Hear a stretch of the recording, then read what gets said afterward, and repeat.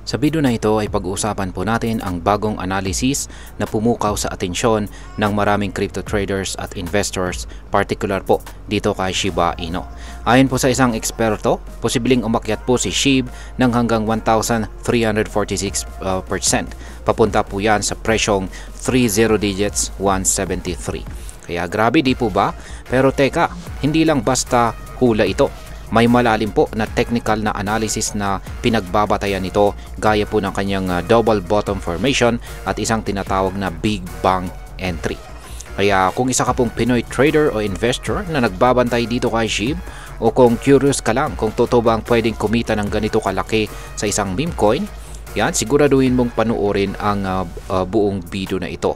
Dahil isa-isahin po natin kung paano po ito nangyayari, kailan ito posibleng mangyari at ano ang epekto nito para sa atin bilang mga traders at investors ni SHIB. Ayan, bago po tayo magpatuloy ay pakibasa na lamang po muna ang disclaimer dito sa ibaba ng ating screen. At ayan, simulan na po natin sa kung ano po ang ibig sabihin ng double bottom at bakit po ito mahalaga para kay Shiba Inu. Ayan, meron po tayong chart dito na nagpapakita ng double bottom structure ni Shiba Inu. Ayan, double bottom. Ayan, nakikita natin dito may green na horizontal line, nagsisilbing major support po yan. Ayan, tinatawag din itong Big Bang. Ayan, at kitang-kita natin na dalawang beses po na bumagsak ang presyo ni SHIB dito. Ayan, sa support line na ito. Kaya tinawag po itong double bottom dahil dyan. Ito po pala ay 1 month chart time frame ni Shiba Inu or SHIB USDT trading pair. Mula po ito sa datos ni Binance. Kaya yan, isa po itong napakataas na time frame. Monthly chart time frame po siya. Kaya ayan, ang double bottom ay isa po itong technical chart pattern na parang letrang W ang kanyang itsura. Ito ay madalas na sinyales na tapos na ang pagbagsak ng presyo at malapit na po itong mag-reverse o tumaas.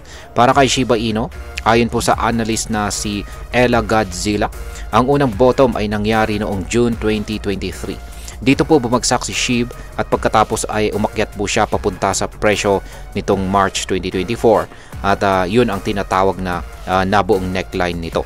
At sa gitnang bahagi, ito po yung gitnang bahagi ng W. Ngayon ay bumalik na naman si SHIB pababa at sinasabi ng analyst na kapag naabot niya ang tinuturing na base structure, pwede po itong magsilbing panimula ng isang malakas na rally. At hindi lang basta rally ang tinutukoy nila at ito po ay isang face melting rally o isang pagtaas ng presyo na halos hindi mo maabot kung hindi ka nakasabay sa simula. Kaya yan, napakatindi. Ngayon is gaano nga ba kalaki ang inaasahang pagtaas ng presyo? Ang sinasabi po ng analysis na ito ay meron pong dalawang price target. Una ay pwede pong umakyat si SHIB ng 640% para maabot muli ang kanyang dating all-time high na nasa 40 digits 8854. Kaya yan, nakikita po natin dito yung first target. Yan po yung horizontal line na yan, dash horizontal line. Ayan. Ito ang presyo na naabot po ni Shiba Inu noong taong 2021 bago po siya tinanggihan ng market at nag-sideways na lang. Kaya ayan, pero hindi po dyan nagtatapos. May mas matindi pa rito. Nakikita natin dito sa ating chart yung second target. Yan po ulit, yung pangalawang horizontal na dash line. Yan, ang ultimate target po rito ay ang 30 digits 173 na siyang magiging bagong all-time high kung sakaling matupad ito.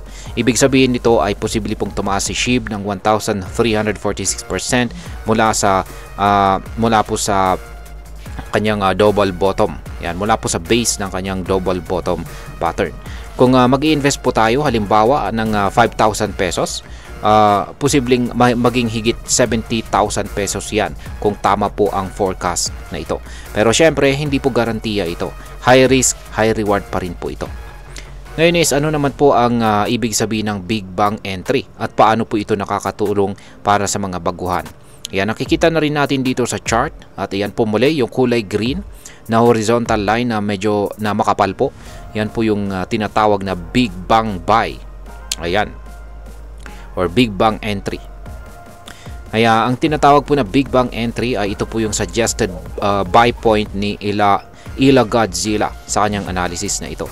Ayon po sa chart niya ay ang presyo na yan po yung presyo 50 digits 808. Ito po yung tinutukoy niyang best entry point. Ito ay mahalaga para sa mga bagong gustong pumasok kay SHIB dahil ito raw ang pinaka-ideal na presyo kung saan po natin pwedeng simulan ang pagbili. Bukod po sa mababang presyo, dito rin masasabay ang pagbuo ng double bottom pattern, kaya pwede po tayong makasabay sa possible rally. Ayan, para naman po sa mga may holdings na dyan, ayan, ito ang tinatawag nating DCA or dollar cost averaging zone. Sa madaling salita ay ito ang pwede nating balikan para dagdagan ang ating pondo dito kay SHIB habang mababa pa ang kanyang presyo. Ngayon ay may dahilan ba para maniwala tayo na totoo ang rally na ito? Yan, hindi lang po si Ila Godzilla ang nagsabi rito. Nandito na rin si Oscar Ramos. Isa po siyang kilalang market watcher at siya na rin po ay nagsabi rin na realistic ang target na 30 digits 17 ngayong taon. Bukod pa dito ay mismong team ng Shiba Inu ay nagbigay po ng suporta sa isang analysis na nagsasabing posibleng umabot si SHIB sa presyong 30 digits 1833. Kapag ang core team ng isang crypto ay nag-i-endorso ng ganitong analysis, kadalasan ay may mga ginagawa na silang developments behind the scenes. Dagdag pa dyan, si Ginong Satoshi Kusama, ang lead developer ng SHIB, ay nagbigay po ng cryptic message kamakailan lamang. Sinabi niya ay something big is on the horizon. At alam naman natin, tuwing may ganyang pasabog si Ginong Satoshi, laging may epekto ito sa market. Ngayon is bakit po bumagsak si Shiba Inu sa nakaraang mga buwan? Ayan, ayon po sa data, si SHIB ay bumagsak po ng 73% mula sa kanyang neckline sa kanyang double bottom structure. Pero kung titignan po natin sa mas malawak na pananaw, normal ito bilang bahagi ng market correction. Ayan. Sa loob po ng 4 na buwan, sunod-sunod na bumaba ang presyo ni Shiba Inu. Pero ayon po sa analysis, itong pagbaba na ito ay bahagi ng mas malaking bullish pattern. Para bang humihinga lang si SHIB bago ito muling sumabog. At kahit may correction sa buong crypto market, si SHIB po ay nagpapakita ng 2% na pag-angat ngayong araw. Malaking bagay po ito dahil kahit bearish ang market, may sign of life po siya. Ibig sabihin nito ay may suporta pa rin mula sa community at saka mga investors. Ngayon is ano naman po ang posibleng maging epekto nito para sa atin bilang mga Pinoy crypto traders at investors ni SHIB. Ayan, malaking bagay ito para sa atin bilang mga Pinoy traders at investors ni SHIB. At bakit? Una, si Shiba Inu ay isa sa mga pinaka-accessible na crypto sa mga exchanges gaya po ni Binance, Coinbase at saka iba pa. Mura po ang kanyang presyo kaya swak sa mga may maliliit lamang na mga napuhunan. Pangalawa, kung sakaling magkatotoo po ang 1,346% rally, malaking kita ito para sa mga nakapasok ng maaga. Pero kailangan din nating tandaan na mataas po ang risk ng meme coins tulad ni SHIB. Hindi ito tulad ni Bitcoin na may matatag na fundamentals. Kaya dapat ay meron po tayong risk management at saka tamang strategy. Pangatlo, kung tayo po ay isang baguhan sa crypto, magandang aral po ito kung paano natin gamitin ang technical analysis bilang gabay sa pagpasok at paglabas sa market. Ang double bottom, ang entry points at pati ang market psychology ay dapat nating aralin at hindi lamang sundan ang hype. Bilang panghuli ay masasabi ko naman tungkol dito ay ang analysis na ito ay exciting. Hindi lang dahil sa laki ng possible gain, kundi dahil pinapakita nito na kahit ang isang meme coin tulad ni SHIB ay pwede pong magkaroon ng malalim na technical na batayan. Pero dapat din nating tandaan na kahit promising po ang ganitong analysis, lagi pong may risk. Hindi po sapat ang hype at saka prediction. Dapat ay meron po tayong sariling research, tamang timing at saka disiplina bilang isang trader. Kung ako po ang tatanungin, magandang bantayan itong si Shiba Inu sa mga susunod na linggo.